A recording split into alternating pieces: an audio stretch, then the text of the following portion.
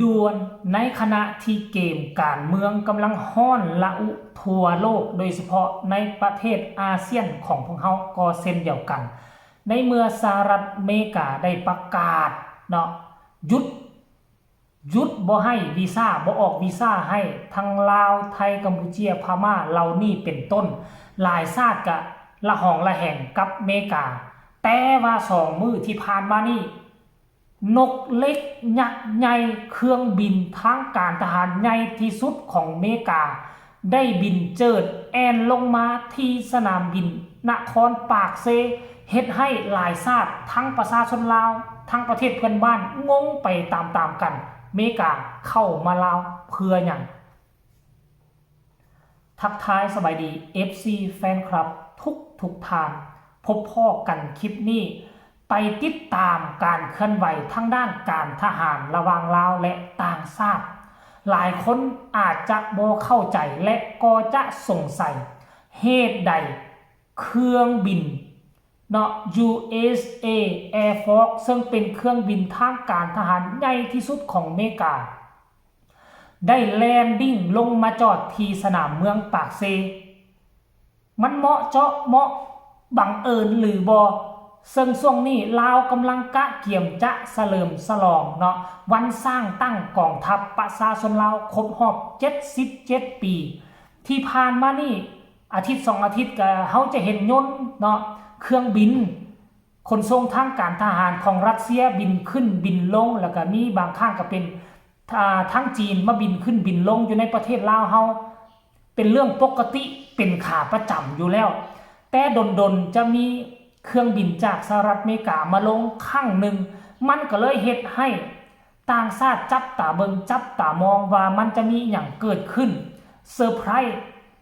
อยู่ในกองทัพประชาชนลาวเฮาหรือบ่นะหลายคนตั้งคำถามแบบนี้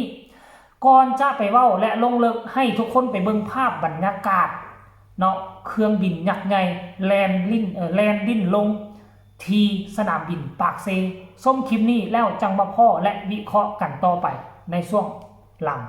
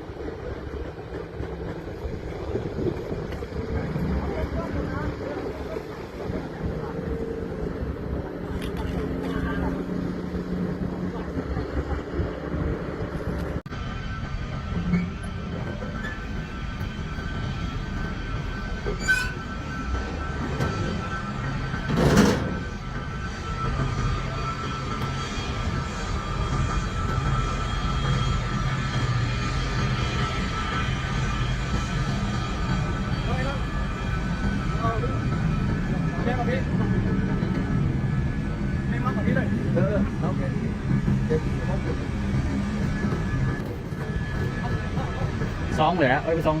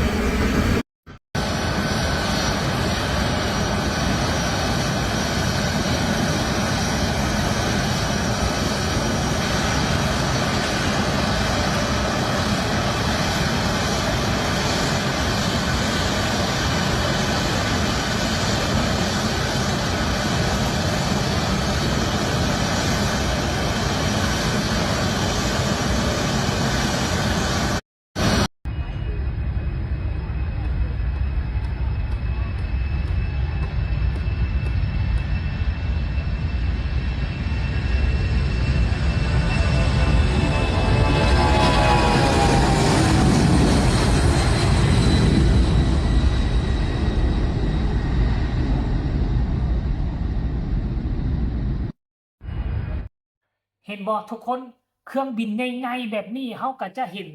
รัสเซียจีนอเมริกา3ชาตินี่แหละเนาะปกติแล้วคันถ้าเป็นประเทศอื่นหรือว่าประเทศในอาเซียนของพวกเขาก็จะมีอยู่แต่จะมี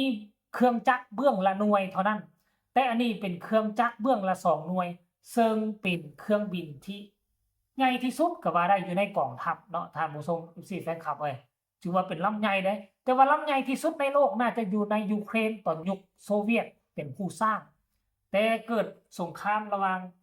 รัสเซียกับยูเครนก็ถูกทำลายไปเสียหายอย่างหนักหน่วงเนาะปัจจุบันนี้ก็จะเห็นแต่3ชาตินี่แหละและการที่เครื่องบิน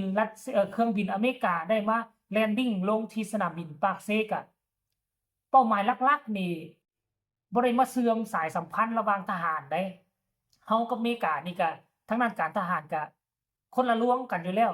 จุดประสงค์ที่เขาเจ้ามาก็มานำเอาสิ้นส่วนหรือว่าเนาะ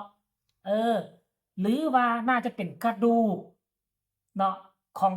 นายและพลทหารของสหรัฐอเมริกาที่มาสูญเสีย